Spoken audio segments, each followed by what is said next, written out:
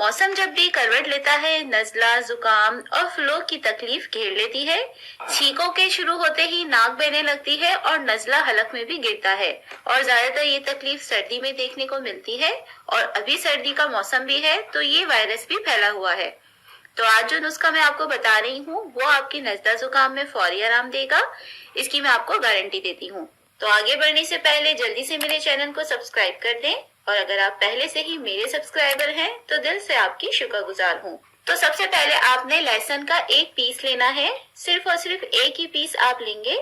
लहसुन में मौजूद एंटीबैक्टीरियल और एंटी इंफ्लेमेटरी खसूसियात नजले के वायरस को फौरी तौर पर खत्म करती है। आपने करना यह है कि लहसुन के एक पीस को पैन में डालकर भूनना है। अच्छी तरह आप इसे भूनेंगे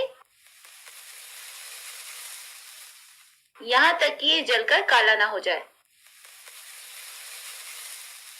जब लहसुन काला हो जाए तो इसे क्रश करें और फिर से हीट दें। अच्छी तरह आपने इसे हीट देनी है यहाँ तक कि लहसुन अंदर से भी पूरी तरह जल ना जाए।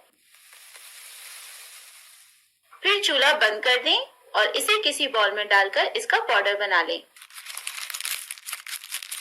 बिल्कुल बारीक पाउडर आपने इसका बनाना है।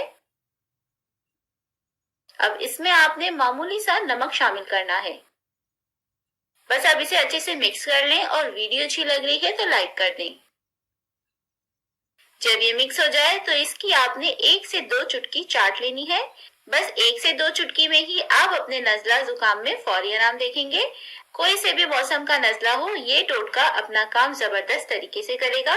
जो भी पाउडर बचे आप इसे 1 से 2 दिन तक स्टोर करके रख सकते हैं और 8 साल से बड़ी उम्र के हर अफराद के लिए ये बहुत फायदेमंद नुस्खा है। तो दोस्तों यही अपने वीडियो का इख्तिताम करती हूँ। उम्मीद करती हूँ आप लोगों को वीडियो पसंद आई होगी। अगर अच्छी लगे तो लाइक करें, कमेंट करें और शेयर करें। बिस्मिल्लाहिर्रहमानिर्रहीम। अस्सलामु अलैकुम।